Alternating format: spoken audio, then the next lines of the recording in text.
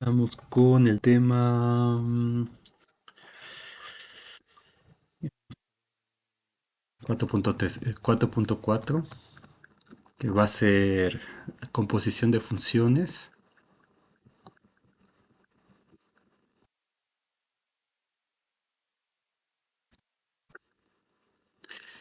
Y em, vamos a caracterizar las funciones de una forma global, la continuidad. Entonces vamos a llamar y caracterización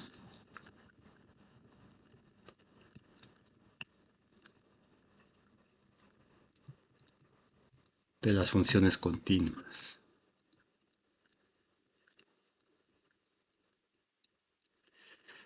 Título largo, pero la cosa no es tan complicada como parece.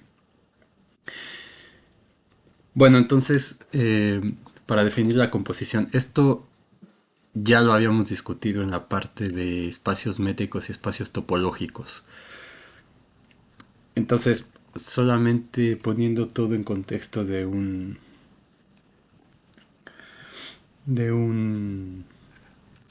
del espacio Rn. Entonces, tenemos el espacio Rn y vamos a tener una función que va a tener un dominio, vamos a llamar un dominio f. Esa función me va a mandar todo. Voy a tener por acá otra función, donde esto va a ser el dominio de esa función g. Entonces, la función f va a estar definida en ese subconjunto de f, subconjunto de en, y me lo va a mandar a em.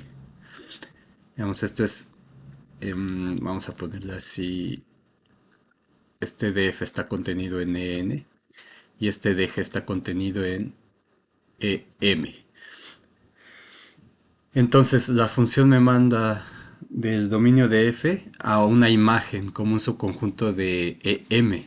Entonces esa imagen no necesariamente está contenida en el dominio de g. Entonces vamos a poner esta imagen así general. Entonces este sería el rango de la función f. Entonces si tenemos una función g que está definida de un dominio g subconjunto de em, como lo tenemos aquí, no, vamos a cambiarle el nombre para que nos quede al final una función de NAM.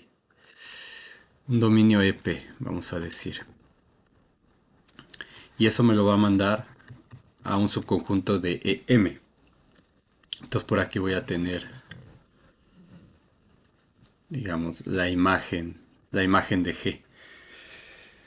Entonces, si tenemos que el rango de la función f intersección con el dominio de la función g es distinta del vacío, es decir, tengo esta intersección de aquí, que es no vacía. Entonces, si eso pasa, nosotros vimos que la imagen inversa de este conjunto es distinta del vacío, pero la imagen, o sea, lo que quiero decir es que la imagen inversa, entonces, por las propiedades de las imágenes directas e inversas, la imagen inversa de RF intersección de G es igual a la imagen inversa de el dominio de G. Y esto es distinto del vacío, porque este conjunto es distinto del vacío, como vimos. Entonces, si esto pasa, la función continua va a estar bien definida, porque nosotros vamos a tener que la imagen inversa de esto va a ser justamente un subconjunto de Rn. Entonces, esto sería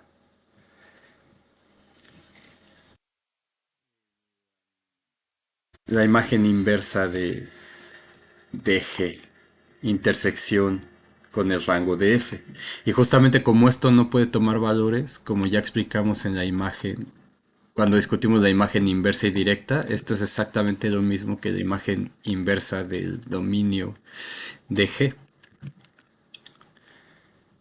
Entonces, si esto pasa, y por acá vamos a tener entonces la función composición que va a ir desde el dominio, desde este conjunto que sería, se tendría f compuesta con g, va a ser una función que va a ir de este conjunto, eh, f estrella del dominio de g. Todos estos elementos los va a mapear aquí, a la intersección del rango de f con el dominio de g, y todos estos elementos los va a mandar al rango de la función g porque están definidos justamente en el dominio de g. Entonces, esto va a ser un subconjunto de Rn y me lo va a mandar a Rm. Entonces, de esta manera tenemos una función bien definida. Entonces, lo que se tiene que cumplir es esto que está aquí. Entonces, de manera que esta cosita es justamente el dominio de la composición de esa función. Entonces, vamos a definir la primera definición 4.4.1. Entonces, si tenemos f, una función definida de un subconjunto de Rn a Rp,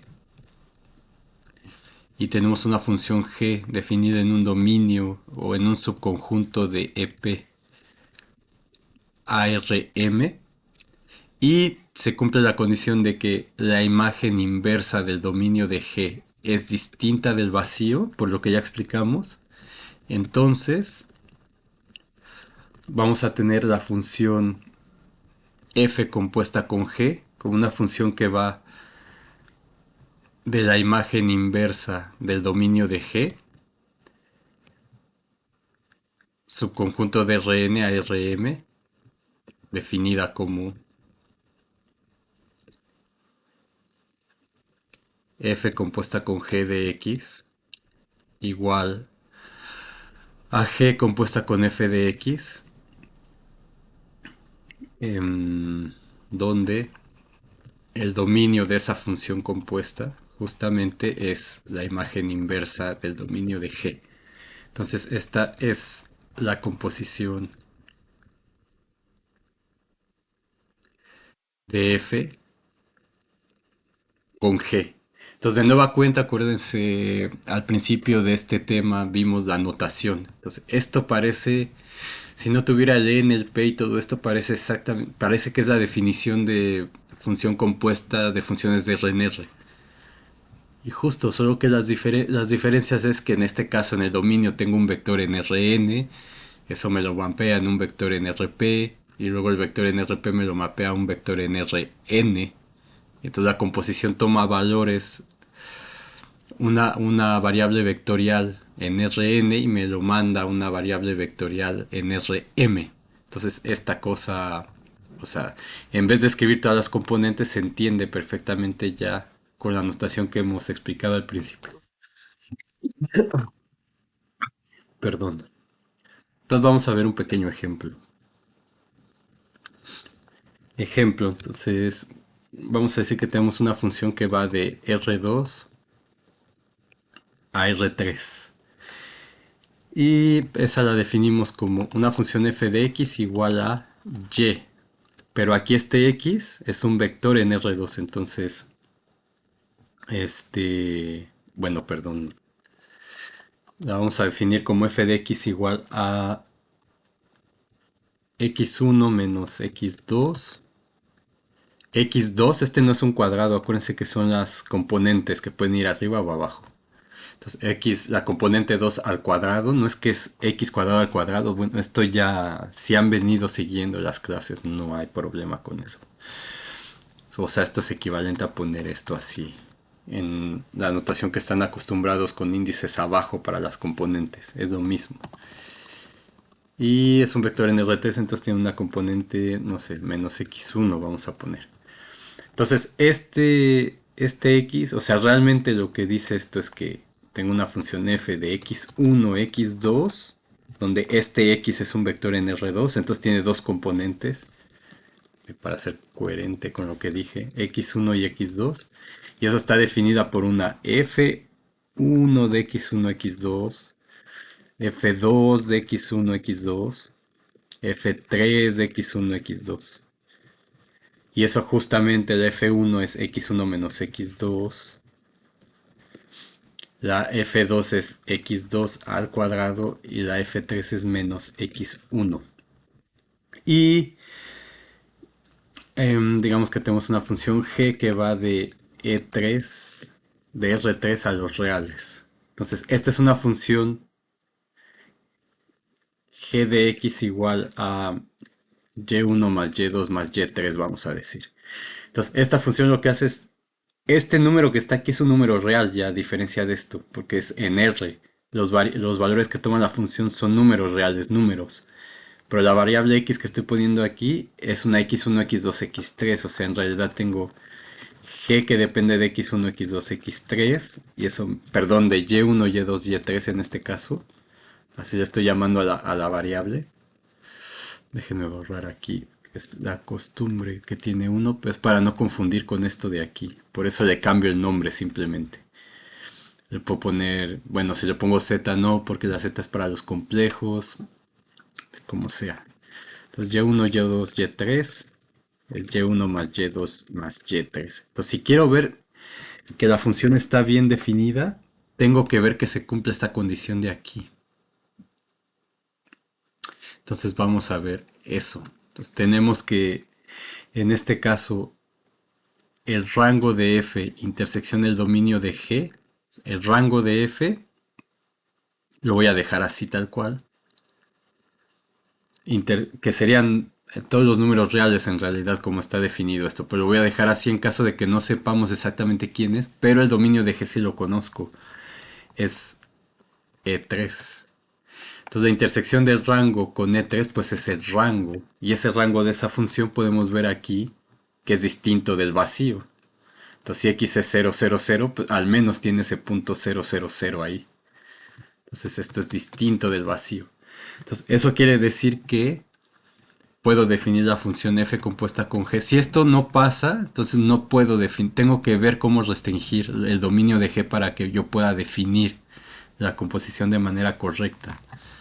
Entonces, f compuesta con g, pues es esta f seguida de esta. Entonces siempre lo pueden ver así como f va de R2 o lo pueden ver así. Si no quieren con los diagramas, que es lo mismo. Entonces tengo R2 a R3 y luego tengo R3 a R. Entonces este es F y este es G. Entonces la composición pues va de R2 a R. Entonces va de R2 a R. O sea, ¿por qué R2 en este caso? Porque la imagen inversa de... Ah, eso me faltó hacer. Entonces, ¿quién es el dominio de la composición F compuesta con G? Ah, pues es la imagen inversa del dominio de G. ¿Y quién es el dominio de G? La imagen inversa dominio de G es E3. ¿Y quién es la imagen inversa de E3? Pues es todo E2. ¿De acuerdo? Entonces esta función G compuesta con F va de E2 a E. Solamente hay que tener cuidado cuando no es todo el conjunto y es un subconjunto de aquí. Entonces ver quién es la imagen inversa de ese subconjunto para obtener el dominio de la función composición. Entonces aquí fue simple porque es todo el conjunto R3, pero podría ser un subconjunto de R3. Entonces hay que ver quién es la imagen inversa de ese conjunto. Entonces esta función nos dice la definición, bueno, pues toma f seguida de g, evalúala en x. Y entonces esto te va a dar g compuesta con f de x. Entonces g toma valores en R3. Y justamente esta f tiene tres componentes, que es x1 menos x2, x2 al cuadrado, y ¿qué era? Menos x1. Entonces esta g evaluada aquí, la g lo que hace es tomar sumar este y sumar este. Entonces me va a quedar x1 menos x2 más x2 al cuadrado menos x1. Y entonces esto me va a quedar como x2 por x2 menos 1, que será la función composición. Muy bien, ahora vamos a hacer una observación. Si tenemos un subconjunto de Rn, una subconjunto de Rn, entonces vamos a ver a qué sería igual tomar, o sea, nosotros tomamos el conjunto A y ese conjunto A le saco la imagen directa. Entonces, esa imagen directa es un conjunto. Ahora, a ese conjunto le voy a tomar la imagen directa de la G. Entonces, esto está bien porque yo tengo, bueno, lo voy a hacer aquí. Aquí tengo los conjuntos estos. Entonces, aquí yo tengo el conjunto A. Bueno, así es este. Conjunto A, subconjunto de Rn. Entonces, la imagen directa me lo manda a un subconjunto del EP, según como tengo definidas las funciones. Y entonces este conjunto yo le puedo aplicar eh, la imagen directa de G y este conjunto me lo va a mandar a otro conjunto de EM. ¿De acuerdo? Entonces esto va a ser la imagen directa de F directa de A. Entonces lo que queremos ver es a qué es igual esto de aquí. Entonces simplemente hay que seguir la definición. Como este es un conjunto, el conjunto F estrella de A, F estrella abajo de A, entonces la imagen directa es todas las G de Y, esa variable que le he llamado Y, si este es X, a esta le llamo Y, tales que la Y pertenece a este conjunto. Ahora voy a aplicar la definición de esto otra vez, pero ahora de imagen de nuevo, sí, de imagen directa. Entonces, este es el conjunto de los G de Y tales que Y pertenece al conjunto de las F de X tales que X pertenece a A, por definición.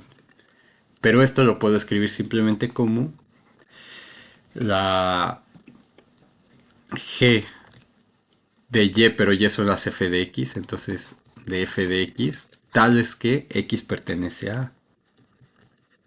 Y esto por definición es justamente F compuesta con G.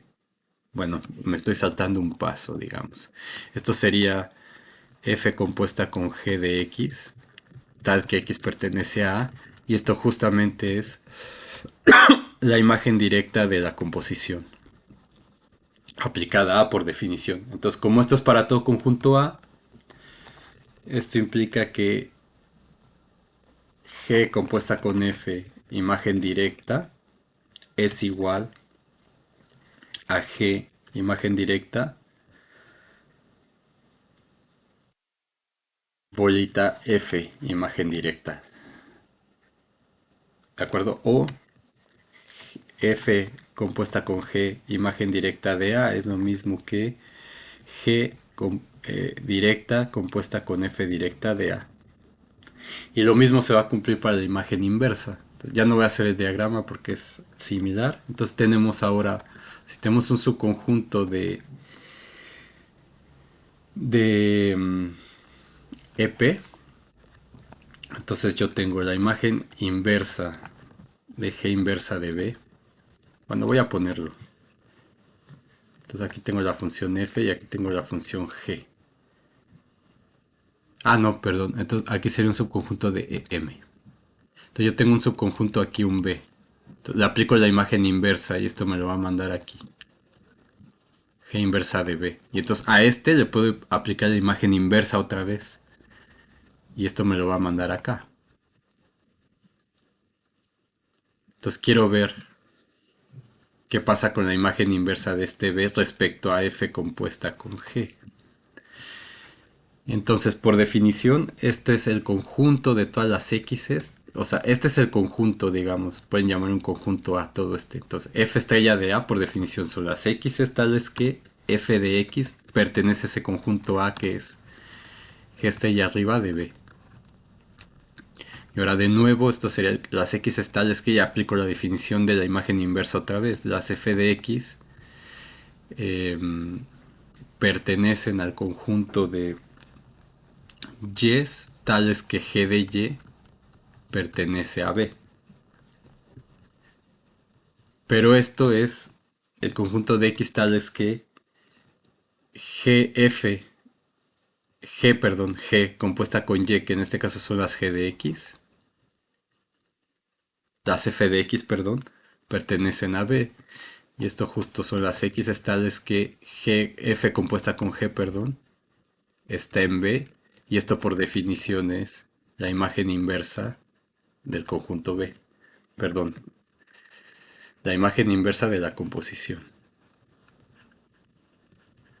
Entonces, por lo tanto, como eso es para todo B, tenemos que F estrella compuesta con G estrella es lo mismo que G compuesta con F estrella. O con los conjuntos que G compuesta con F estrella en B es lo mismo que G estrella compuesta con F estrella de B. Entonces, esto nos va a ayudar para demostrar el siguiente teorema. Entonces, teorema 4.4.1. Vamos a decir que si F está definida de un subconjunto de Rn a Rp es continua en A. Este es un teorema que demostramos ya en la parte de topología. Entonces simplemente podríamos decir, bueno, ya como esto es un espacio topológico o un espacio métrico, el Rn, entonces una función entre espacios métricos o topológicos, dos funciones, perdón, continuas entre espacios topológicos, entonces implican que la composición es continua según lo que vimos. Entonces podríamos decir por esa razón ya, pero lo vamos a demostrar de manera simple también, ya utilizando el hecho de que estamos en Rn. Entonces, si es continuo en A que pertenece al dominio y de F y si G es una función definida en un subconjunto de EP a EM es continua en,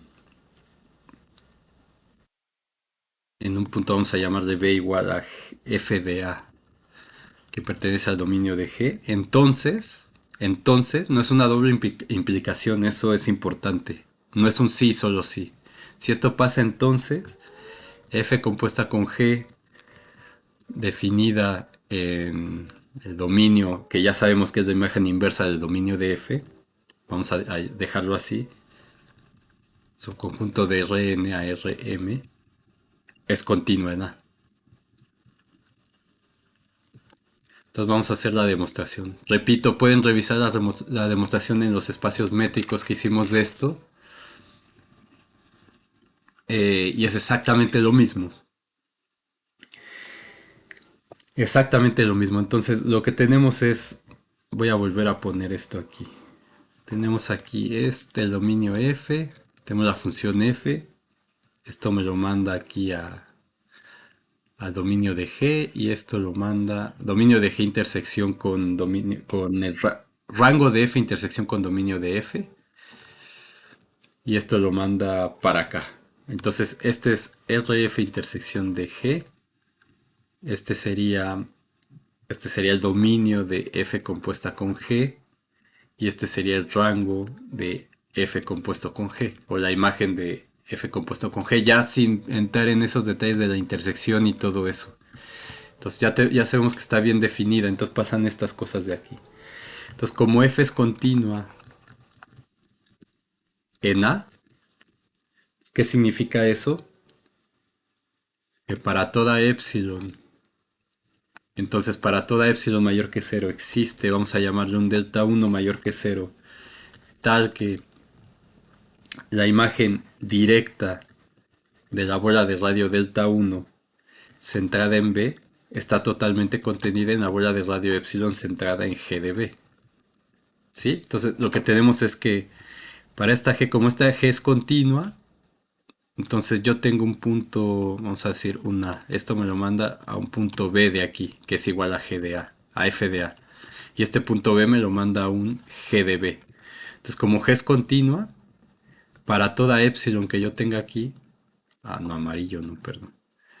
Para toda epsilon, entonces yo tengo esta bolita, N epsilon de G de B. Entonces existe delta 1 aquí, vamos a ponerlo en rojo. Delta 1, tal que esta bola N delta 1 centrada en B, la imagen directa bajo G está totalmente contenida en la bola verde. Entonces este es F estrella abajo de N delta uno de B. Entonces eso es por continuidad de G. Y ahora em, como F, perdón, me equivoqué, como G es continua. Perdón, déjenme borrar esto. Me equivoqué aquí. G es continua en B igual a F de A. Entonces pasa esto. Y ahora, como F es continua en A, entonces eso significa que para toda epsilon, entonces para todo epsilon mayor que cero, en particular, vamos a tomar epsilon igual a delta uno. Existe un delta mayor que cero, tal que la imagen directa de la bola de radio delta centrada en A está totalmente contenida en la bola de radio delta 1 centrada en FDA, pero eso lo hemos tomado como la N de delta, perdón. Espérenme. N de delta, delta. Sí, claro. Delta uno es igual a epsilon. Es lo que estamos tomando. Entonces, ese epsilon sería la bola de radio delta uno centrada en FDA,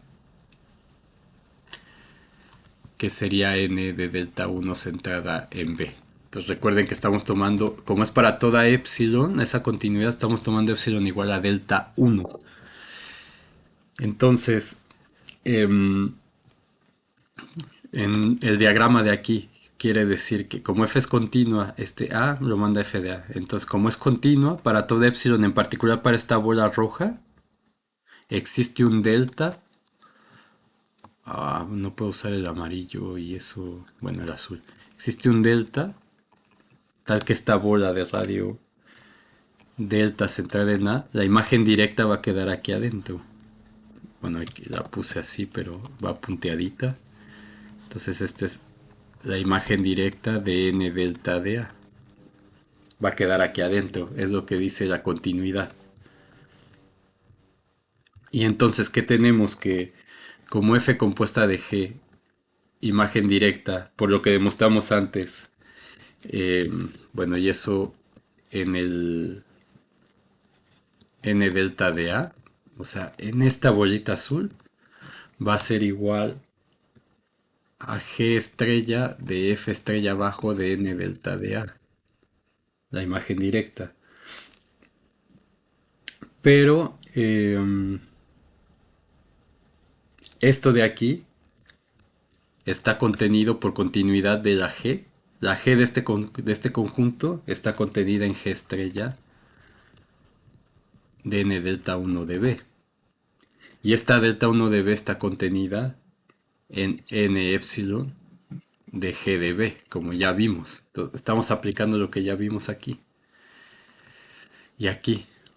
Entonces, por lo tanto, ¿qué significa esto? Por lo tanto, y esto es para toda epsilon mayor que cero, existe esta delta tal que pasa esto. Entonces, eso lo que me dice es que F compuesta con G es continua en A, que es lo que está puesto en los diagramas aquí. La continuidad, la composición, la continuidad de la composición. Entonces, para toda epsilon existe un delta tal que la imagen de esto está metida aquí.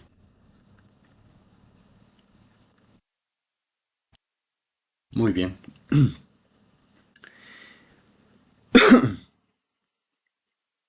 O sea, a ver, ¿qué es que estoy usando aquí?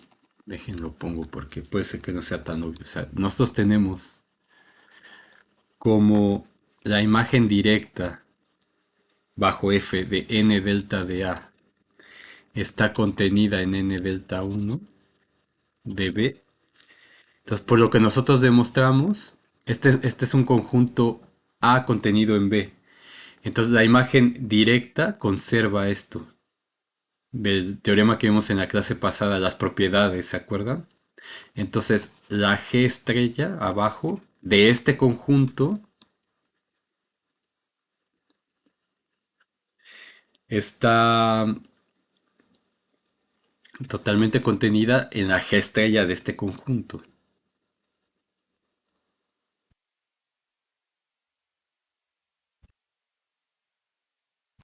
delta uno de este conjunto en B, que es lo que tenemos aquí. ¿De acuerdo? Y esto pues está, eso por continuidad de la G está contenida aquí. Y por lo que demostramos antes, esto es justamente la composición, la imagen directa de la composición. Entonces vamos a ver ahora que justo lo que decía que ese teorema, el teorema anterior,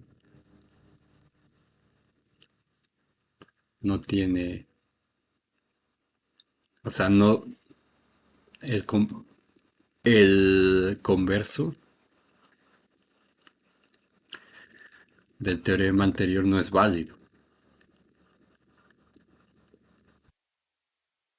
en general. Entonces, ¿qué quiere decir eso? Que si yo tengo que esta función es continua, eso no implica que la f y la g sean continuas.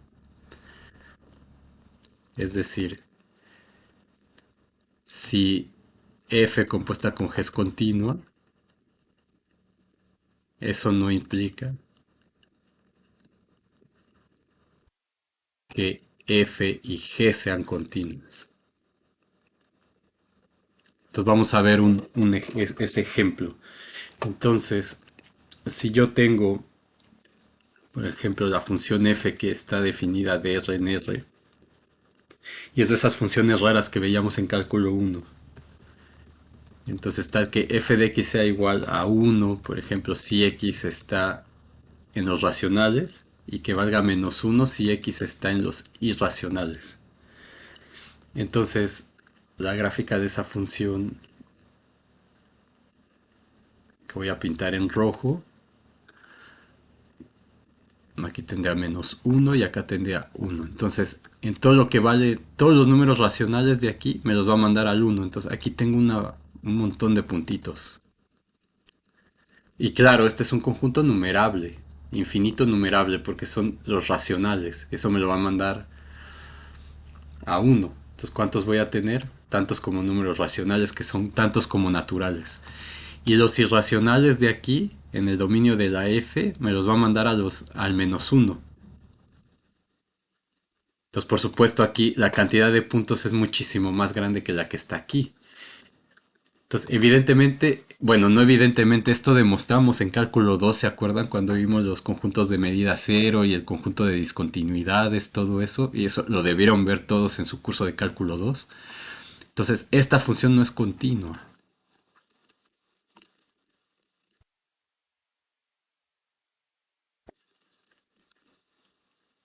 en los racionales. Entonces, y eso lo demostramos, de hecho, en un ejemplo, no me acuerdo si hay video de eso, pero en cálculo uno en las clases que tuvimos, lo hicimos.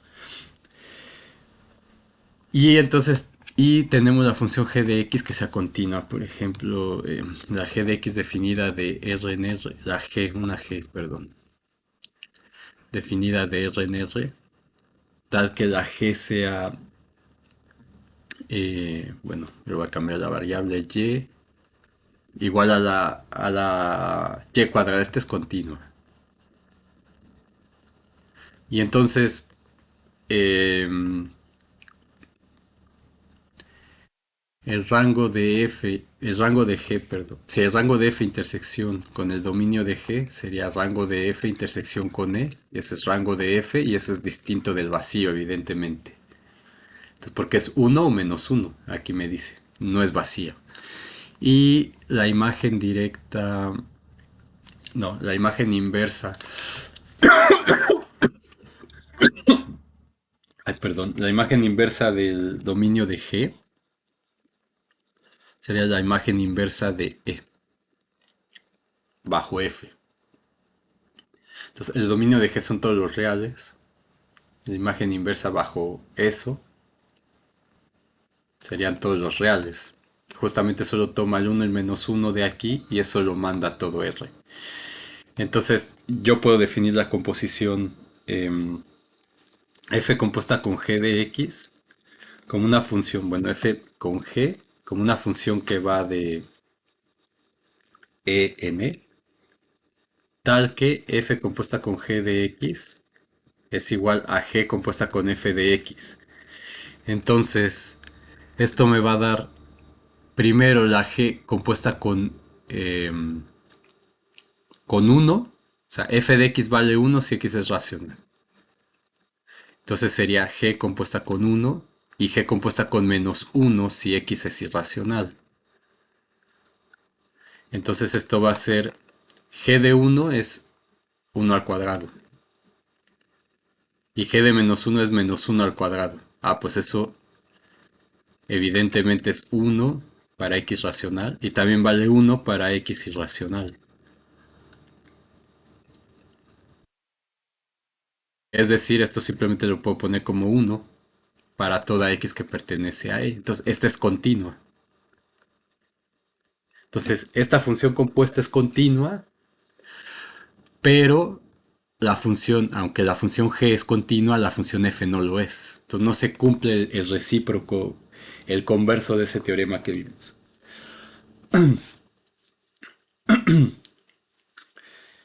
Muy bien. Entonces, ahora lo que vamos a intentar hacer es... Ah, bueno, y algo que iba a decir. eh, bueno, eso ya lo comenté aquí, justo que esta función, el conjunto de discontinuidades de esta función, de hecho, no es de medida cero. Perdón, aquí me equivoqué. En I. En los irracionales, perdón. Es discontinua en los irracionales, pero es continua en Q, de hecho. Es continua en Q, pero no es continua. Entonces no es continua en todo R. Entonces, esta función, el conjunto de discontinuidades de esta función son los irracionales y ese conjunto no tiene medida cero. Entonces, la integral de Riemann no se puede definir utilizando el teorema de Lebesgue que vimos en cálculo 2. Entonces, esta función no es integrable, digamos. Ok, entonces ahora lo que vamos a querer hacer es establecer una.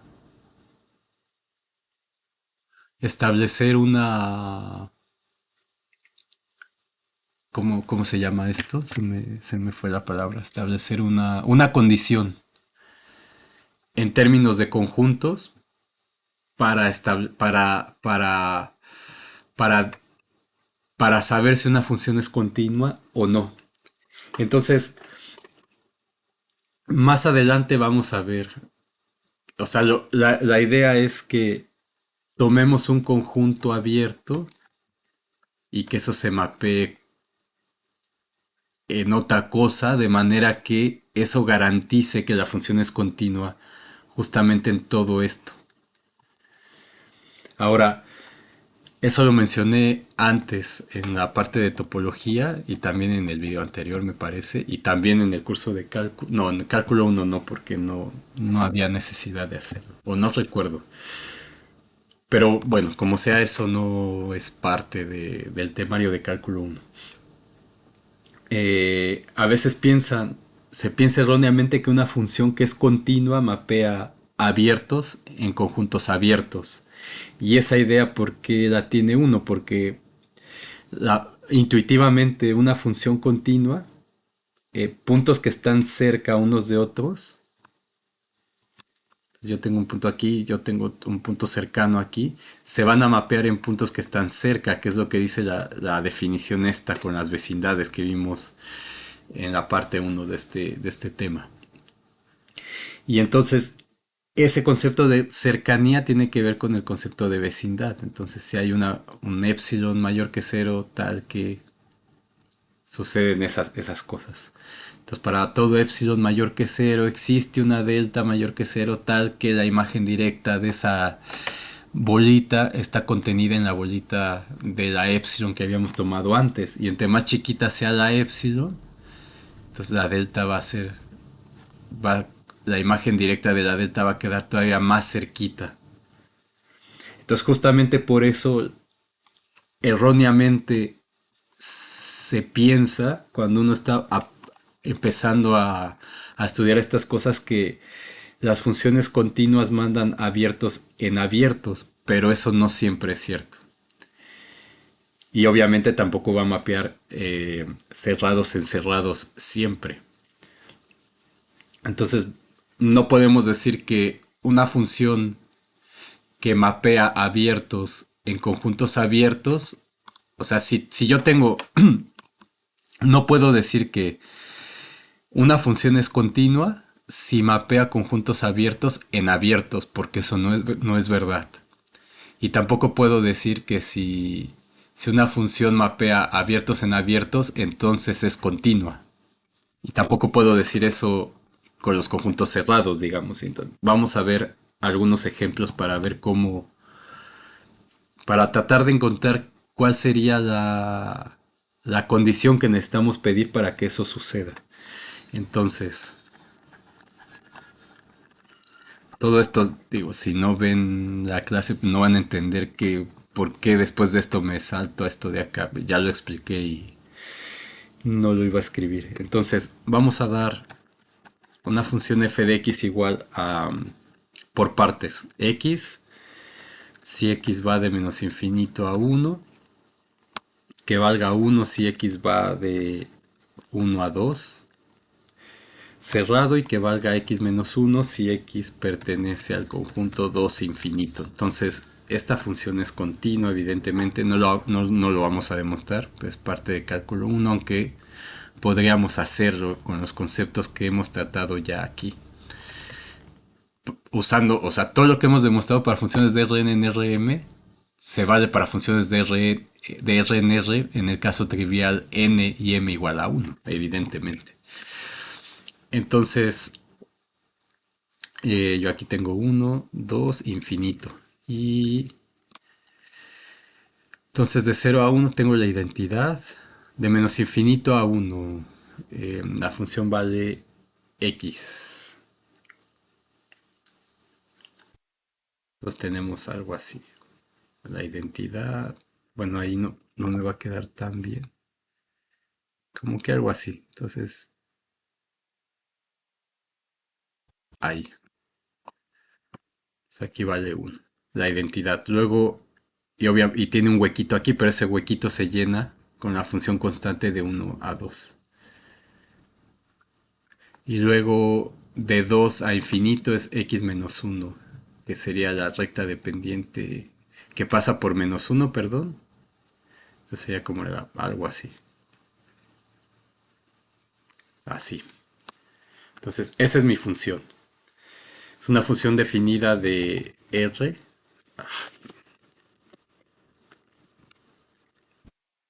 Una función definida de R en R. Entonces, si tenemos el abierto, por ejemplo, A igual a 1,2, entonces 1,2, este es el conjunto abierto 1,2. Entonces, la imagen directa de este sería F estrella de A o F estrella de 1,2. No, ya no lo voy a poner porque ya lo definí aquí. Entonces, ¿quién es la imagen directa bajo esta función? Ah, pues si estás entre uno y 2 siempre te va a dar el uno. Entonces vemos que aquí F mapea un abierto en un cerrado. La imagen directa, siendo F continua. Entonces no es cierto que una función continua mapea abiertos en abiertos. Y aquí tenemos un contraejemplo. Entonces vamos a ver otro ejemplo. Digamos la función f definida de R en R, tal que la f de x es igual a la campanita, ¿cómo era? X entre uno más x cuadrada. Entonces, si hacemos la gráfica de esta función, esta es una función continua también. Entonces esta va en uno y por aquí está el un medio. Y en uno vale, sí, en uno vale justamente un medio. Y en menos uno vale menos un medio. Entonces está por aquí. Entonces hace algo así como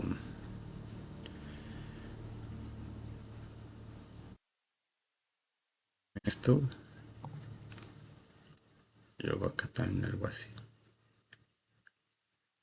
Entonces esa es la función. Evidentemente es continuo. Entonces si tomamos el intervalo, por ejemplo, a igual a uno infinito, un conjunto semiabierto, eh,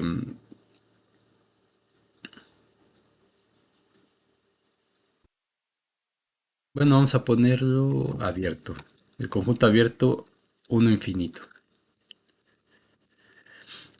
Entonces, si va de uno infinito, la imagen directa es... a ver cómo lo quiero poner. No, sí, cerrado, de uno infinito. Entonces, este de uno infinito lo manda al conjunto un medio, cero abierto, un medio. Entonces, este conjunto semicerrado por la izquierda lo manda un conjunto semicerrado por la derecha. Entonces, como que la cosa, como que hay algo que falla por ahí. Entonces vamos a ver otro ejemplo para ver qué podemos hacer para arreglar ese problema. Por ejemplo, si nosotros tenemos eh, la función, la que hemos estado agarrando, que es la parábola, y igual a x cuadrada, voy a dibujarla aquí,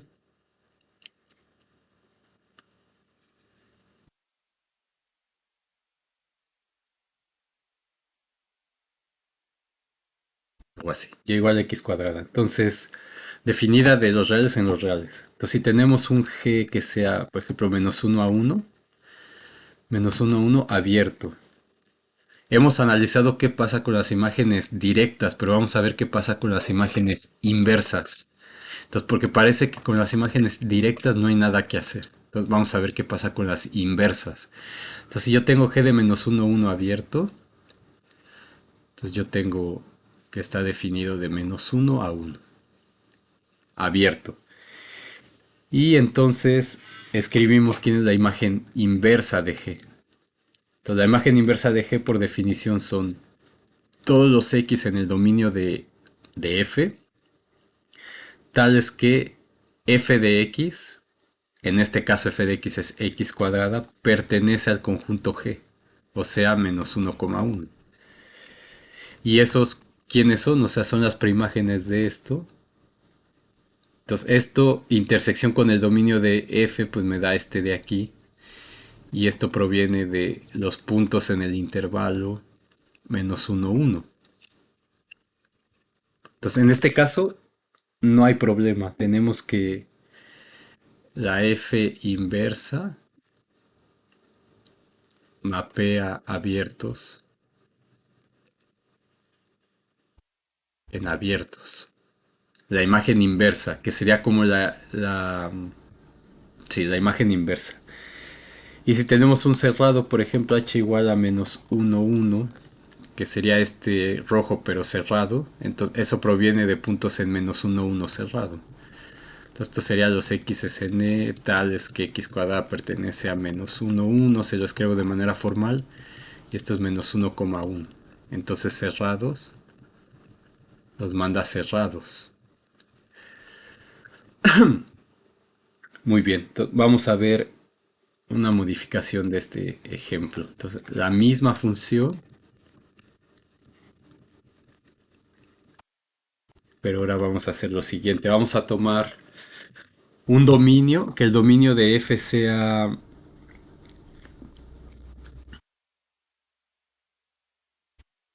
Lo de una vez. Pues vamos a tomar la misma f, pero vamos a restringir el dominio. al conjunto 0,1. 0,1 está contenido en R y me lo manda a R. Entonces, cuando el dominio es todo R, parece que no hay problema. Digo, habría que analizar todos los ejemplos posibles, pero es imposible hacerlo. Entonces, no sé, vamos a ver qué pasa si restringimos el dominio al conjunto 0,1, por ejemplo. Entonces, vamos a tener aquí esto, el intervalo 0,1, 1. Qué horrible esa función. Algo así. Entonces, bueno, y evidentemente el dominio de esa función solamente está en -1, 1, no hay más. Cerrado. Entonces, en este caso el dominio de f es el conjunto 0,1. Ahora vamos a dar un conjunto abierto, por ejemplo, g que sea un cuarto, coma 2. Entonces, un cuarto, coma 2 estaría por aquí, un cuarto abierto. Este es 1, por acá estaría 2. Un cuarto, coma 2, ese sería g. Ahora, ¿cuál es la imagen inversa de ese g? La imagen inversa de g es de nueva cuenta el conjunto de x's que pertenecen al dominio de f, tales que la f de x, que es x cuadrada, pertenecen al intervalo g, es decir, a un cuarto, coma 2. Esto lo pongo solamente para que vean formalmente cómo se pone. Entonces, ¿de dónde provienen estos puntos? Ah, pues el un cuarto proviene del un medio aquí. Entonces es abierto. Pero este de aquí proviene del intervalo 1. Entonces esto sería del punto 1, perdón. Sería un medio abierto pero uno cerrado. Entonces recuerden que los conjuntos abiertos se definen respecto a otro conjunto, respecto a un espacio topológico o lo que sea. Entonces aquí este un medio coma 1 no es un abierto respecto al conjunto de los números reales. Entonces, en el conjunto de los números reales, esto no es un abierto. Pero si uno restringe este dominio, si uno restringe el dominio a un subconjunto de E, entonces podemos hablar de un abierto relativo a otro conjunto. Entonces, aquí vamos a afirmar lo siguiente. Entonces, el conjunto un medio coma 1 es un abierto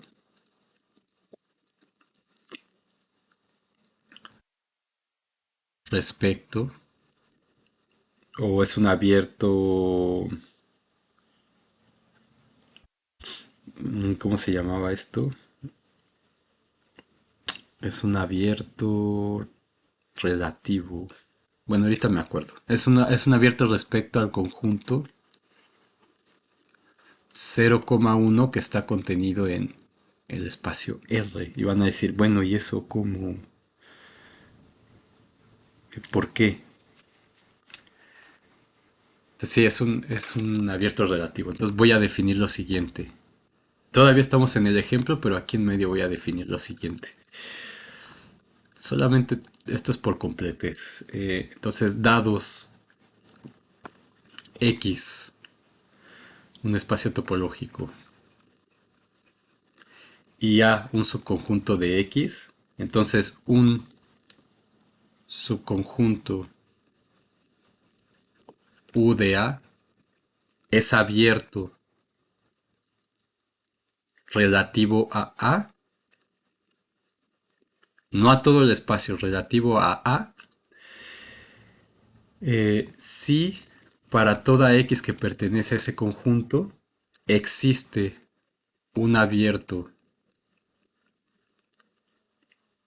B en X, tal que la X pertenece a B y B intersección con A es igual al conjunto U.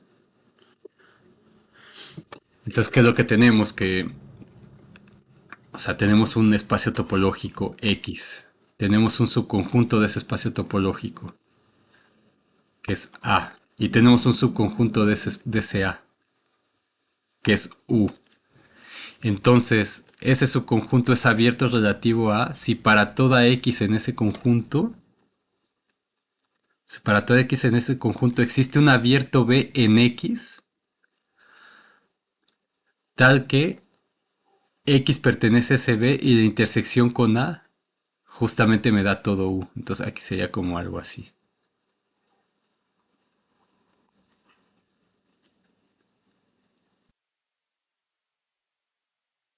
Ah, no, no es cierto. Sería justamente el conjunto U que está ahí. Entonces de manera que la intersección con A me da justamente el mismo U. Algo así, en diagrama. Bueno, entonces vamos a ver que justamente este es un abierto relativo. Entonces, por demostrar esa afirmación, el 1 medio, 1 es abierto relativo. Es un abierto relativo a el conjunto 0, 1 que está contenido en R. Entonces, ¿qué es lo que tenemos que hacer? Según la definición, tenemos que demostrar que para toda X que pertenece al intervalo 1 medio, 1 existe un B abierto en E tal que X pertenece a B y B intersección eh, con 0, 1 es igual a 1 medio, 1. Entonces aquí tenemos nuestro intervalo 0, 1. Y por acá tenemos el intervalo 1 medio. Aquí está, 1 medio. 1 medio, 1. Entonces, nosotros tenemos, en ese intervalo tenemos una X. Entonces, si la X está muy cerquita de aquí, entonces yo puedo definir un radio de manera que sea el mínimo entre este extremo y este. ¿Quién es este extremo? Y este de aquí. ¿Quién es este extremo? Es X menos 1 medio. Entonces, a todo X le quitamos 1 medio y tenemos este pedacito. Y este de aquí sería 1 menos la X. Eso sería esta distancia, un X menos 1 medio. Y esta de aquí sería 1 menos X a 1. Le quito X y me queda este pedacito. Entonces, si está muy cerquita de aquí y tomo como radio este, entonces voy a tener una bola que va a estar totalmente contenida en ese conjunto, en ese intervalo. Pero si el X está muy cerca de acá, por ejemplo, entonces el 1 menos X va a ser chiquito relativo con X menos 1 medio. Esto se va a recorrer, se va a hacer más grande y este se va a hacer más pequeño. Entonces esta bola va a quedar totalmente contenida aquí. Entonces, por esa razón decimos, tomamos R como el mínimo entre X menos 1 medio y 1 menos X. Y entonces nosotros tenemos que este R es positivo. R es mayor que 0 porque X pertenece al intervalo 1 medio, 1. Entonces siempre la X es mayor que 1 medio. Entonces este número es positivo. Siempre es mayor que 1 medio, pero es menor o igual que 1. Entonces este es positivo o a lo más es 0, digamos. Entonces es mayor que 0. Bueno, perdón, no 0. Entonces vamos a tomar B como esa bola. Es como la bola de radio X menos R, X más R. Si este es R, es X menos R, X más R. Y entonces lo que tenemos que demostrar es que B intersección 0, 1 es 1 medio, 1. Ahí con Alicia podrán ver ejemplos de esto, aunque esto no es muy importante, pero este fue un buen momento para tocar ese concepto. Entonces es que es 1 medio, 1. Entonces como Como x menos r es menor que x, puesto que r es mayor que cero, entonces eso implica que x menos r no está o no pertenece al conjunto 0,1. Entonces esto lo que significa es que x menos r es mayor que un medio. Y ahora, por otro lado, tenemos que también x más r es mayor que x. Entonces, eso significa que x más r no pertenece tampoco al intervalo 0,1 porque se sale. Un pedazo se sale. Entonces, lo que significa esto que r es menor o igual que 1 menos x. Y eso lo que implica es que x más r es menor o igual que 1. Y entonces, por lo tanto, como x menos r es mayor que un medio y x más r es menor o igual que 1, eso implica que x menos r, x más r, está contenido en un medio coma uno.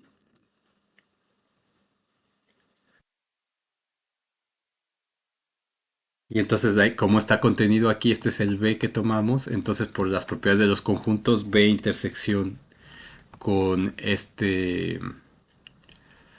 con el intervalo 0,1, pues justamente un medio coma uno.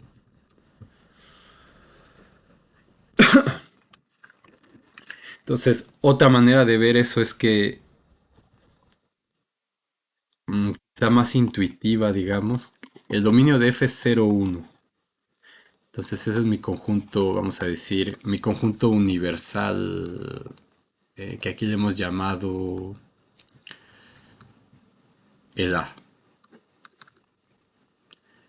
Es igual al conjunto A. Entonces, cualquier vecindad, una vecindad de radio, o sea, yo tengo esto, 0,1. Entonces, una vecindad de radio delta centrada en 1, aquí, se va a definir como el conjunto de puntos x en 0,1, tales que el valor absoluto de x menos 1 es menor que delta. Entonces, digamos que yo tengo algo así, siempre, metido sin tocar el 1 de aquí. Pero obviamente cuando es 1, respecto a...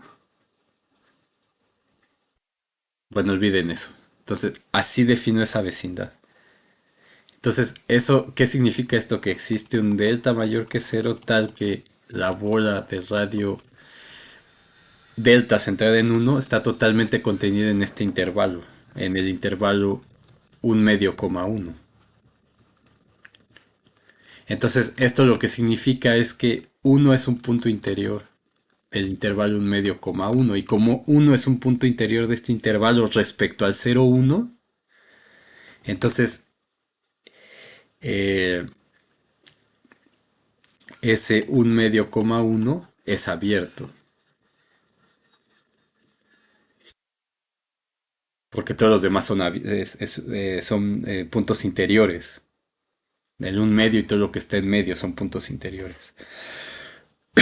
Entonces lo que quiere decir es que un espacio alrededor de la X, completamente contenido dentro del conjunto, sin tomar el borde. Entonces decimos que este es un abierto relativo en 0,1. En 0,1. El intervalo 0,1. Bueno, eso es... Por eso les decía que cuando estamos tomando un subconjunto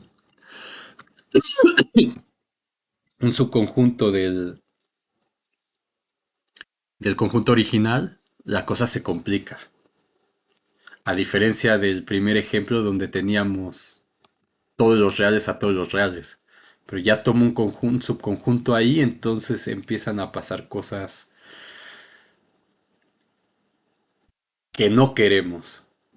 Y tenemos que tratar de arreglar eso. Entonces, una forma es eso de los abiertos relativos. Otra forma más sencilla, que es la que vamos a tomar aquí, o sea, esto, el concepto este que vamos a ver, o el teorema que vamos a ver, se puede tomar para abiertos relativos, pero como ven es complicado de entender. A ver, porque intuitivamente no es claro que ese conjunto sea un abierto dentro de un conjunto que es cerrado y que incluye justo uno de los extremos. Entonces, vamos a ver otro punto de vista. Otro punto de vista. Más simple. Entonces vamos a notar una cosa. Si vamos a dejarnos de abiertos relativos y vamos a decir un medio coma uno efectivamente no es un abierto en el espacio de los números reales. Siguiendo con el ejemplo. Mismo ejemplo. Entonces seguimos con el ejemplo anterior. Con el ejemplo. Tenemos ejemplo número 4. Con el ejemplo 4. Misma función. Pues no es un abierto. Ahora, pero déjenme pintar esto.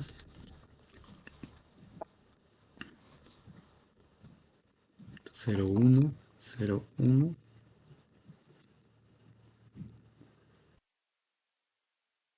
No es un abierto, entonces, pero, o sea, tenemos, por ejemplo, G1, que sea un medio, coma 3 medios.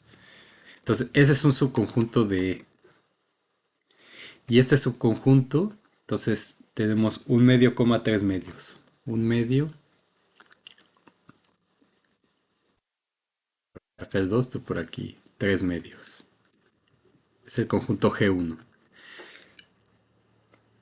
Entonces, pero este conjunto es tal que si yo intersecto G1 con el dominio de F, entonces esto va a ser un medio, coma 3 medios, intersección. eh,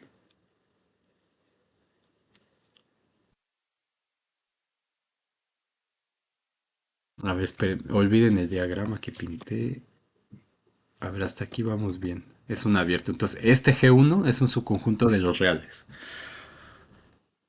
Ahora, pero ese conjunto es tal que si yo hago G1 intersección con el dominio de F, yo tengo un medio, coma 3 medios, intersección con el 0,1. Entonces sí, vamos a ponerlo aquí. Entonces tenemos 0,1 y tenemos este un medio, coma 3 medios. Entonces la intersección con 0,1 justamente me da el conjunto G1, que es el un medio, coma 1, que vimos que no era abierto. Y este conjunto respecto al ejemplo anterior, pues seguimos en el ejemplo anterior, es justamente la imagen inversa del conjunto G. Entonces nosotros estamos con el G de un cuarto a 2.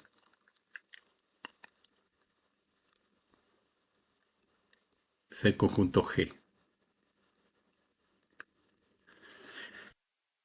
Entonces este me da, la intersección me da G1 igual a un medio coma 1, que es justamente la imagen inversa del conjunto G que habíamos encontrado antes.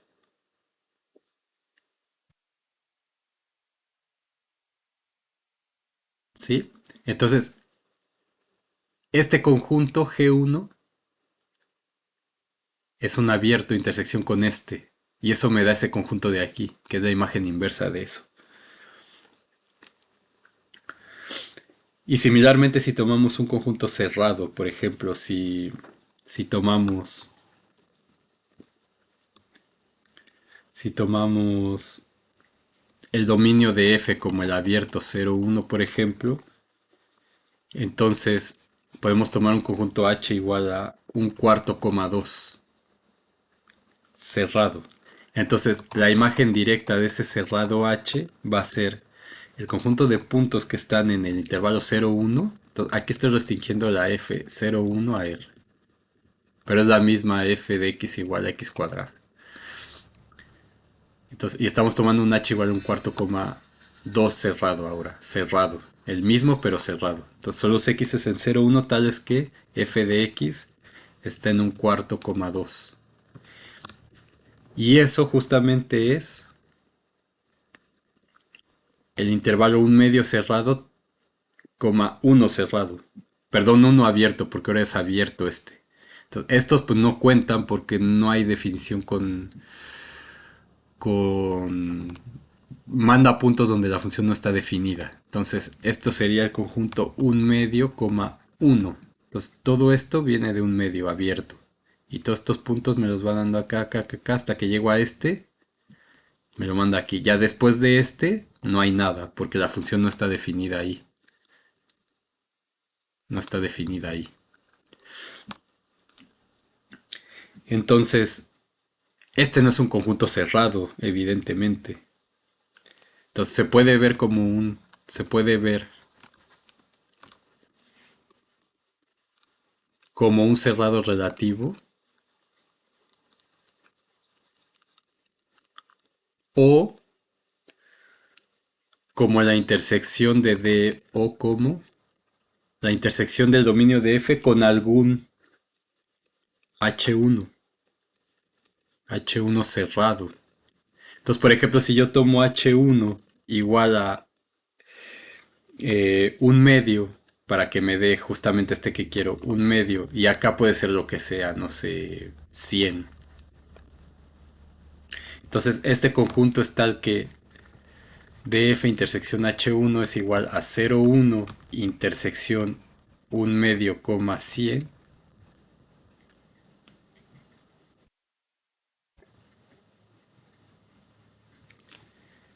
Y eso me da el intervalo un medio, coma 100 abierto. Ah, no, perdón, intersección con uno me queda la intersección de este con este. O sea, si yo tengo 0,1 y tengo un medio hasta 100, hasta 1000. Puse 1000, dejen poner hasta 1000. Entonces la intersección de esos dos es un medio, uno.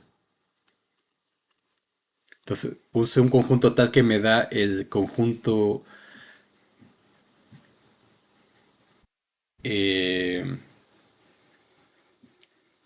el conjunto F inversa de H.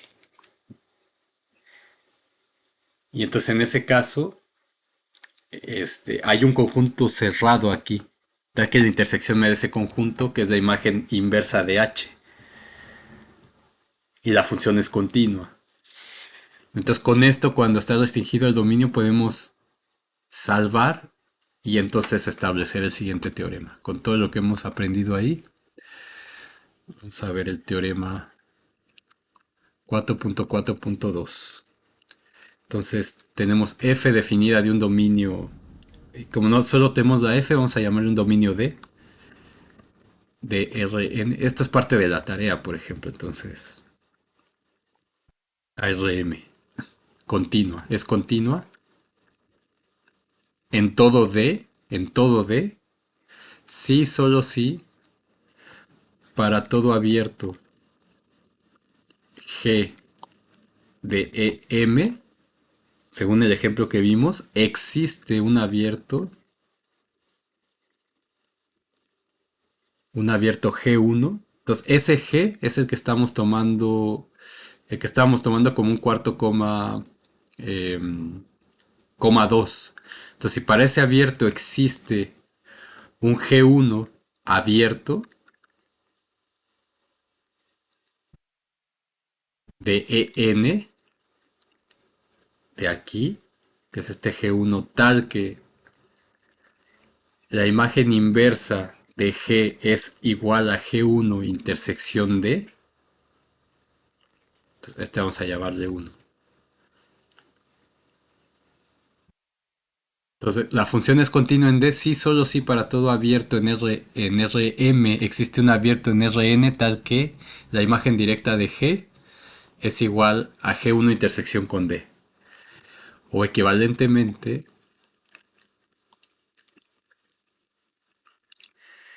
si para todo cerrado H de Rm existe un cerrado H1 en Rn tal que la imagen inversa de ese cerrado H es igual a H1 intersección D, entonces la función es continua. Y si la función es continua, pasa esto. Y ahora aquí en ese teorema, si cambiamos D por un subconjunto A de D, entonces se obtiene un resultado para un criterio de continuidad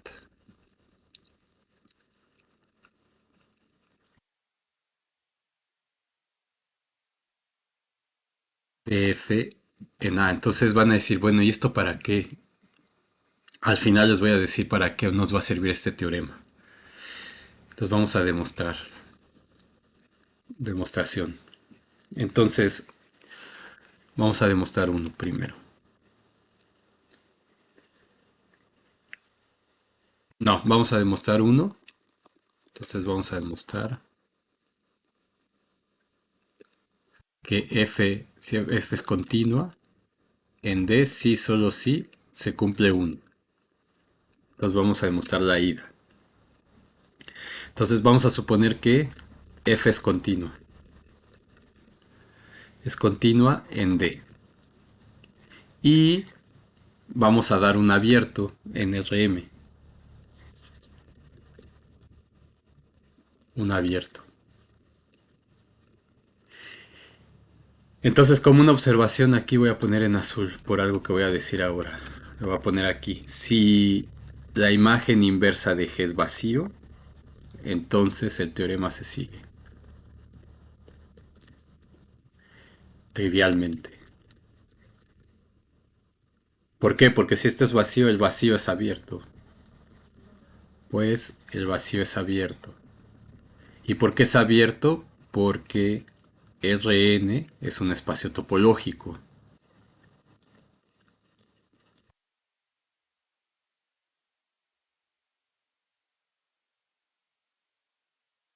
Un espacio topológico. Entonces vamos a suponer que no es vacío, para que tenga sentido. Entonces supongamos que la imagen inversa de G es distinto del vacío. Entonces, por definición de imagen inversa, tenemos que para todo A en la imagen inversa de G que está contenida en D, tenemos que, por definición de esto, que F de A pertenece a G. Que F de A pertenece a G. Pero ese G es abierto. Es abierto. Entonces, ¿qué significa eso? Que para toda epsilon mayor que cero existe... No, más bien que si es abierto, estoy pensando en continuidad, que existe... Si es abierto, quiere decir que existe un epsilon mayor que cero, tal que la bola de radio epsilon centrada en FDA está totalmente contenida en G.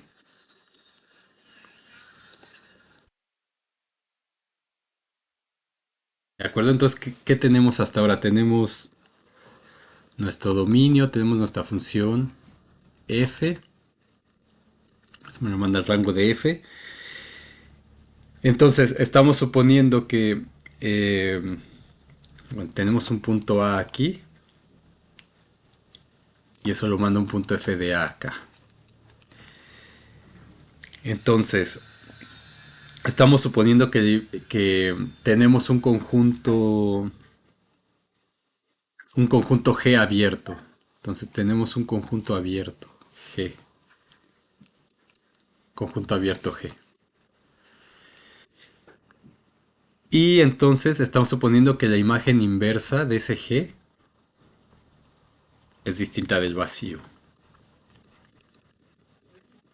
Y esa imagen inversa de G está contenida en el dominio de la función f, por todo lo que ya hemos discutido antes. Entonces, para toda A que pertenezca aquí a la imagen inversa de G, entonces por definición, eso significa que la f de A pertenece a G. Y como G es abierto, eso significa que existe una epsilon tal que la bola de radio epsilon centrada en f de A está totalmente contenida en G, como ya hemos mostrado aquí, hasta aquí, pero tenemos que F es continua. Entonces, si F es continua, significa que para toda epsilon, en particular para esta, para toda epsilon mayor que cero, en particular, le hemos llamado igual para la epsilon de arriba, existe una delta, pero esa delta va a depender de epsilon y también va a depender de qué punto A yo tome aquí, porque ese A es un punto cualquiera. O sea, estamos tomando una en todo ese conjunto. Entonces, esa delta depende de A también, mayor que cero, tal que la imagen directa. Entonces, para todo este existe una delta aquí, tal que puede ser que se salga, no importa, pero lo importante es la intersección, acuérdense. Tal que la imagen directa de esa bola está totalmente contenida aquí, por continuidad.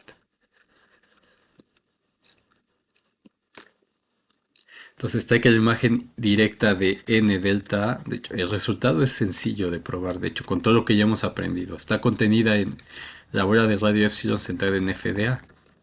Pero esa bola está contenida en G, porque G es abierto.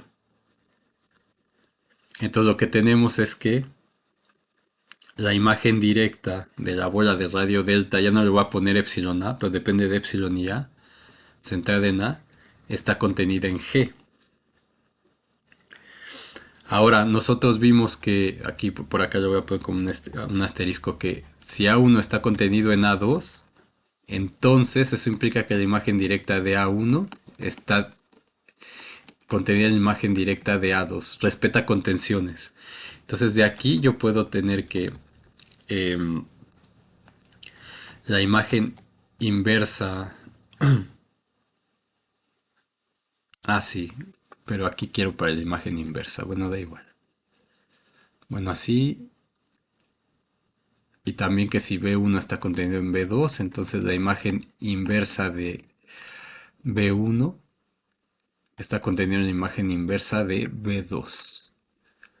Entonces la imagen inversa de la imagen directa de N delta de A está contenida en la imagen inversa de G.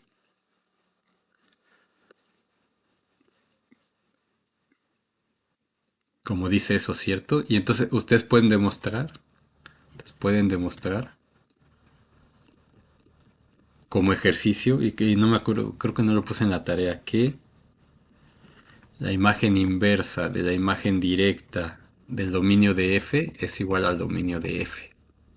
O de cualquier subconjunto del dominio de F aplica igual. Si A es subconjunto de D, entonces se cumple lo mismo.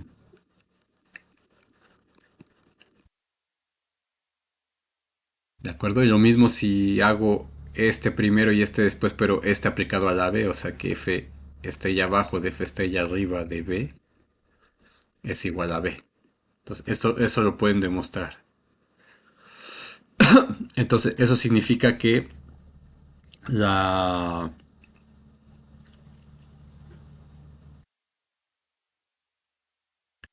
que la vecindad de radio delta centrada en este caso intersección con D, porque les digo, puede ser que esta A esté muy cerquita de aquí y entonces lo único que tomo es la intersección de acá.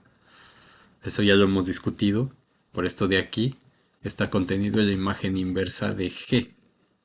Entonces a este le vamos a llamar 1. Entonces, ahora lo que vamos a hacer es, vamos a llamar G1 ahora, porque es lo que necesitamos ver, que existe un abierto G1 tal que, o sea, es lo que nos falta. Falta demostrar que existe un G1. Hasta aquí solo llevamos esta relación, pero hay que demostrar que existe un G1 en N tal que la imagen directa de G es igual a G1 intersección con D. Entonces para eso vamos a dar G1 como la unión de todas esas bolas.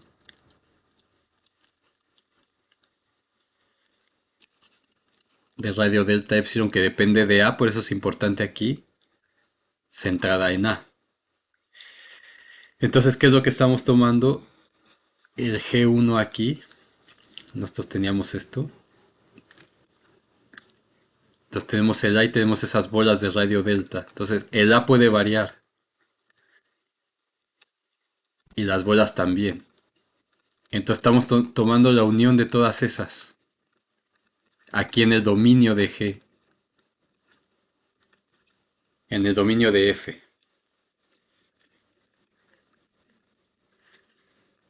La unión de todas esas bolas.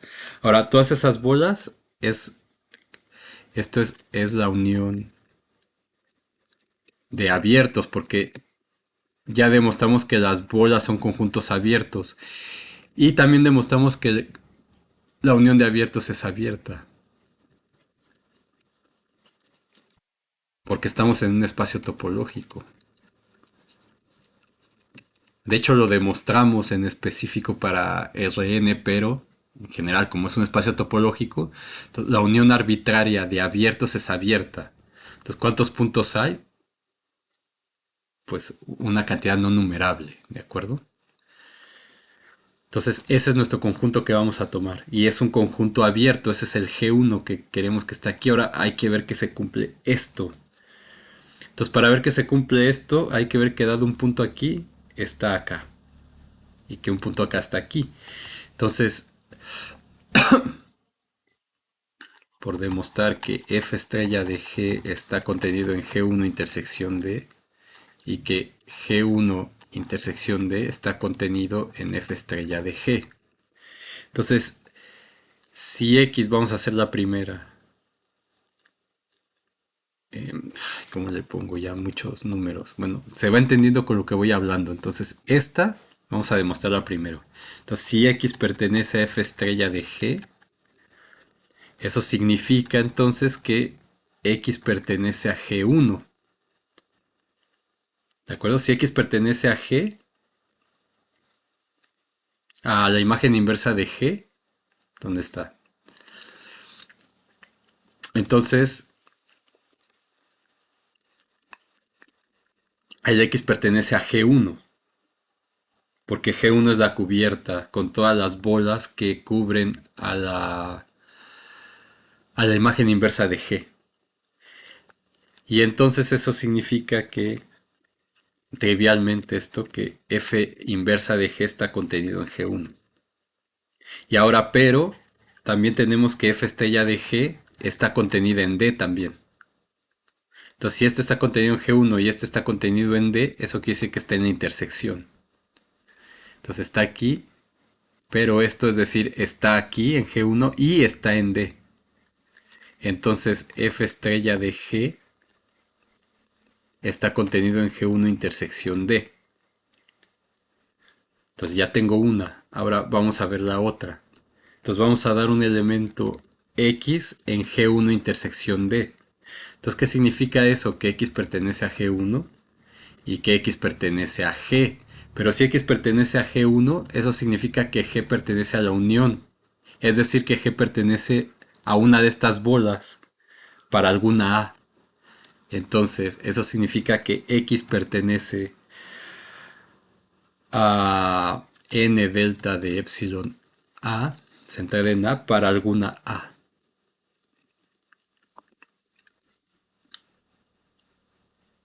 Que pertenece a la imagen inversa de G. Y además tenemos que X pertenece a D. Aquí porque le puse G y X pertenece a D. Y X pertenece a D. Entonces de 1, lo que acabamos de probar de aquí, si X pertenece aquí y X pertenece acá, entonces X pertenece a la imagen inversa de G. Entonces por 1,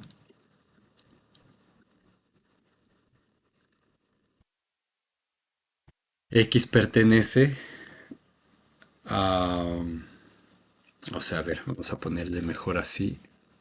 Entonces esto implica que X pertenece a N delta de epsilon A para alguna A, intersección con D. Pero entonces por 1, X pertenece a la imagen inversa de G, por eso demostramos eso antes. Y entonces, por lo tanto, G1 intersección D está contenido en F estrella de G. Acá lo pusimos, sí. Entonces, por lo tanto, F estrella de G es igual a G1 intersección con D. Ahora hay que demostrar el otro lado. Entonces, ahora lo que vamos a hacer es, vamos a suponer que existe, que para todo abierto existe un abierto G1 tal que se cumple con esto y hay que demostrar que es continua. Entonces supongamos que aquí ya no escribo tanto las cosas a diferencia de una clase porque en la clase ustedes están tomando notas y aquí están bien, ven el video y si no lo regresan y anotan lo que crean necesario. Entonces supongamos ahora que para todo abierto G de EM existe un abierto G1 de EN tal que la imagen inversa de G es igual a G1 intersección con D. Entonces lo que hay que demostrar es que F es continua en D. Es decir, que para toda epsilon mayor que cero existe delta mayor que cero tal que la imagen directa de la bola de radio delta centrada en A está contenida en la bola de radio epsilon centrada en F de A. Entonces tenemos por acá el conjunto, el EM, tenemos un abierto G aquí. Entonces estamos viendo que existe un abierto G1, G1 aquí, tal que la intersección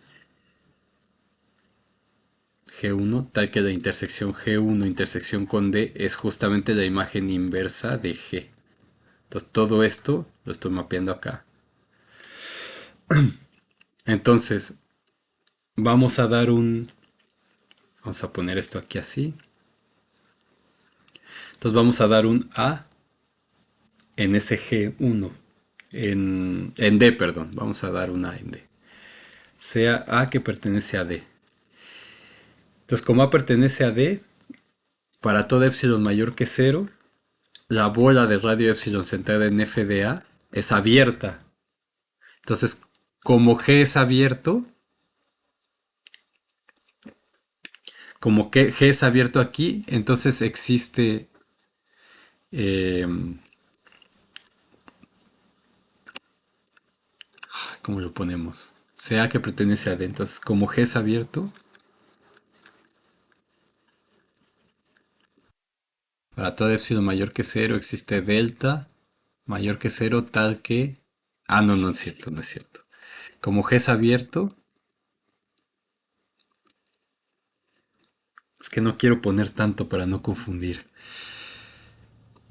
Aquí está G. Entonces, como G es abierto, vamos a decir que para toda epsilon mayor que cero, la bola de radio epsilon centrada en F de A, estaría aquí,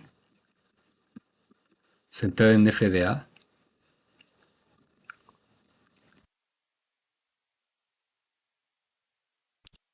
que la demostración de esto es sencilla, pero va a ser justamente ese mismo G porque esta bola es abierta. Entonces vamos a tomar como G a este. ¿Por qué? Porque dice como G es abierto. Entonces ver aquí que dice para todo abierto G. Entonces vamos a poner así como es para todo abierto. Entonces para todo G abierto, en particular,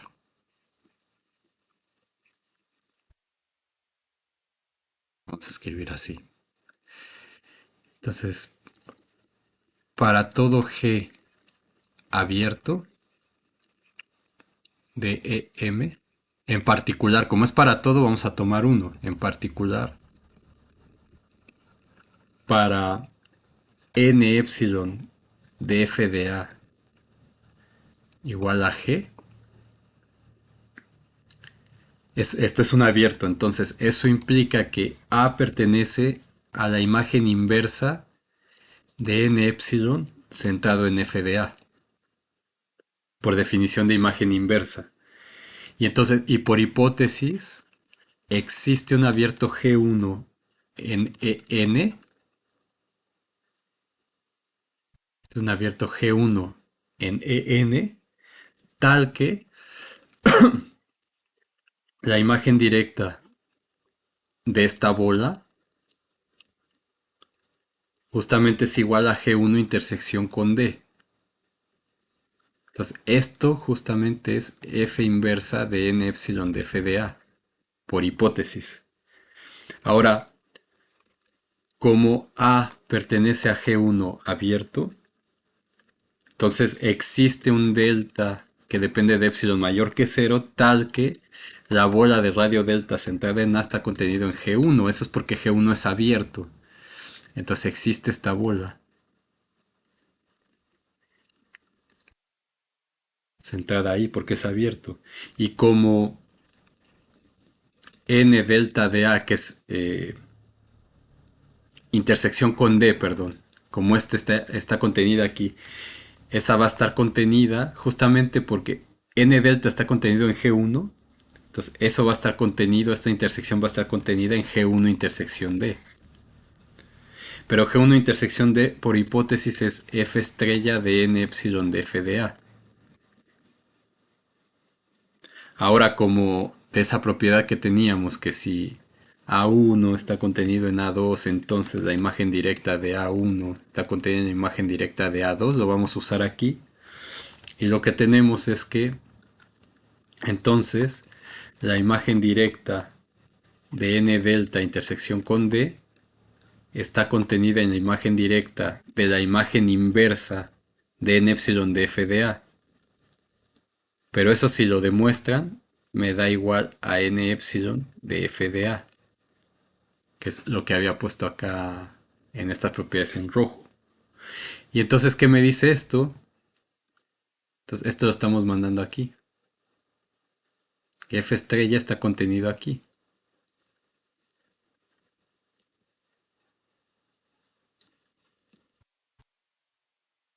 Entonces, justamente eso me dice que la función f es continua.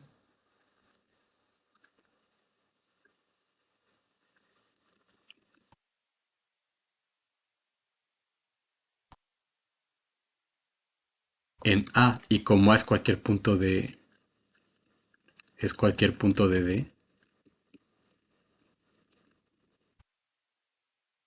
tenemos que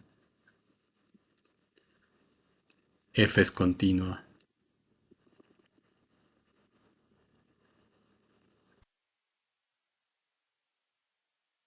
en d.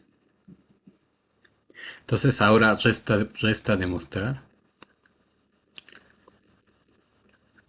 que uno implica 2 o que uno es equivalente a 2. O sea, que es equivalente a decir que si la función es continua, entonces para todo abierto de Rn de la imagen existe un abierto en el dominio tal que la imagen inversa del abierto en la imagen es igual al abierto en el dominio intersección con D, o equivalentemente con conjuntos cerrados. Entonces hay que demostrar que esta condición, implica esta de aquí.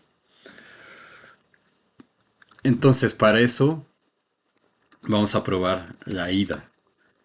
Entonces tomamos un subconjunto de EM que sea cerrado. Entonces, estamos suponiendo que se cumple uno. Entonces hay que demostrar que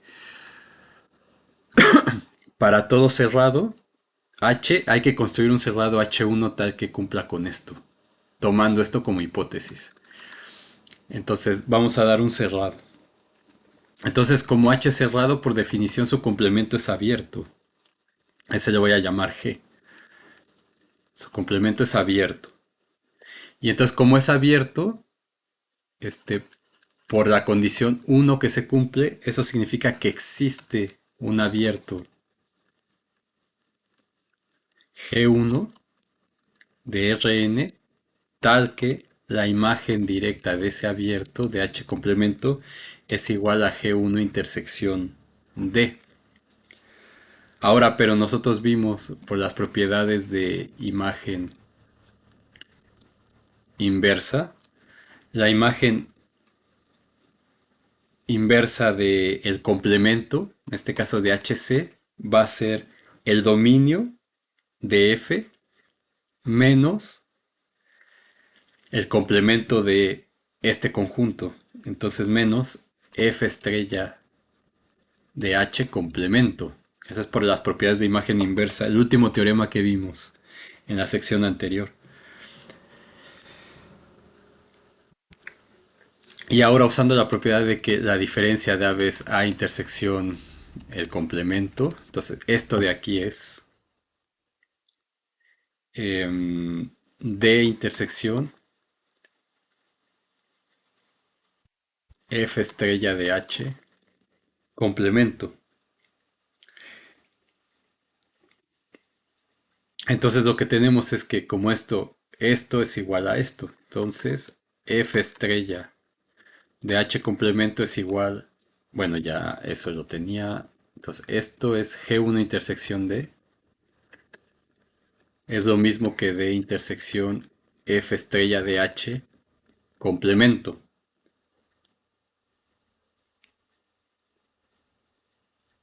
¿Ya? Y entonces, tomando por las leyes de De Morgan, ahora lo que vamos a hacer es, vamos a tomar los complementos de esto. Entonces, eso quiere decir que G1 complemento intersección D complemento va a ser igual a D complemento intersección F estrella de H, porque el complemento del complemento es igual al conjunto. Entonces me queda esto de acá. Y luego vamos a intersectar con... voy a ponerlo en otro color. Vamos a intersectar esto con...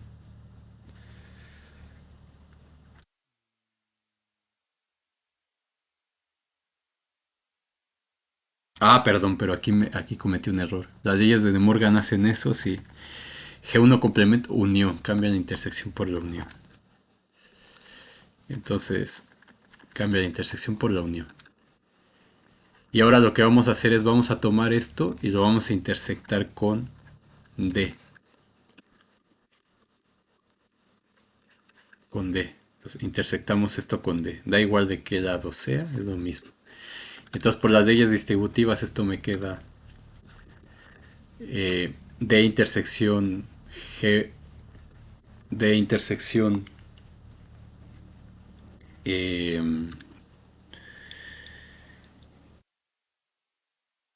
G1 complemento, unión D intersección D complemento. Bueno, esto es vacío. Y esto es igual a D complemento intersección D, unión F estrella de H intersección D. Ahora, esto es el vacío. Entonces me queda D intersección G1 complemento unión vacío es igual a D complemento intersección D unión vacío. Y esto me queda que D intersección G1 complemento es igual a D a... perdón, vacío era aquí. Vacío unión F estrella de H intersección con D.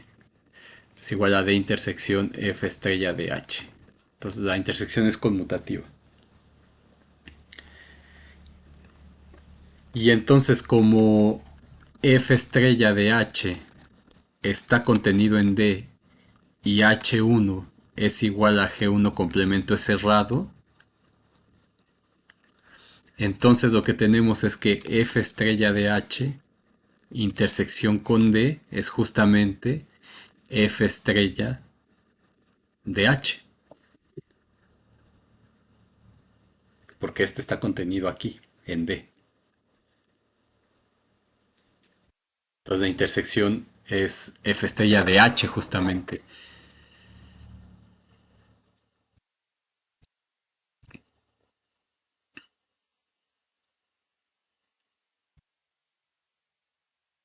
¿De acuerdo? Entonces, ¿dónde está el H1?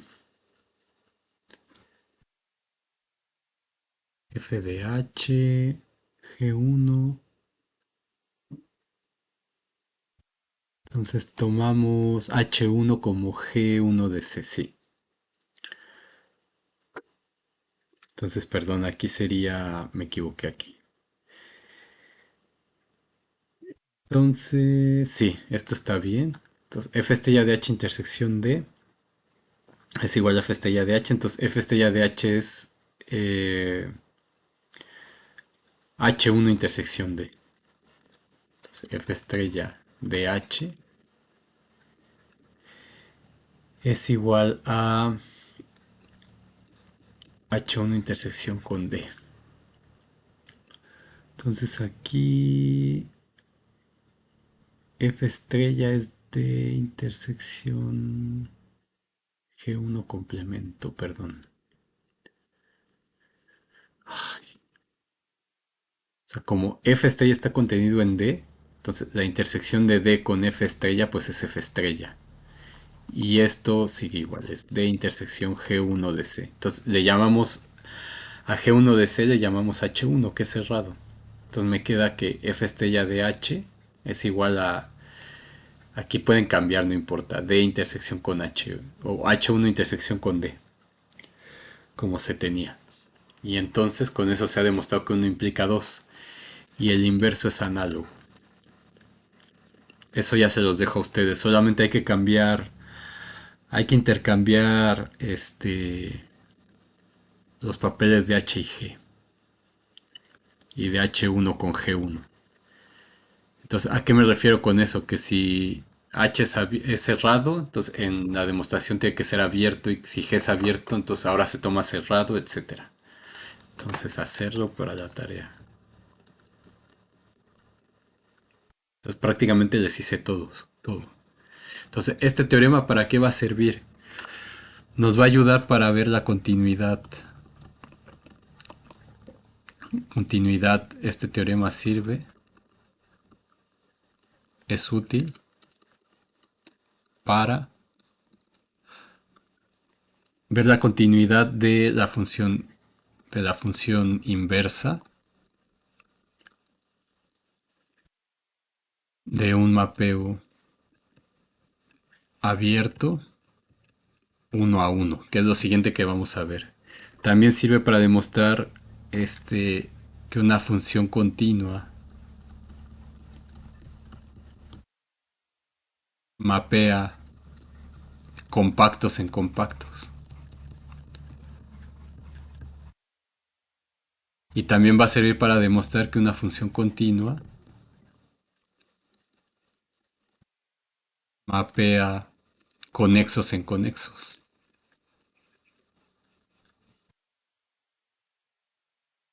Entonces, así de importante es este teorema, por eso había que encontrar una forma de relacionar la continuidad con intervalos, con conjuntos abiertos o con conjuntos cerrados. Y esta es la condición que tiene que cumplir. Entonces, para la siguiente vez vamos a ver un poco de eso.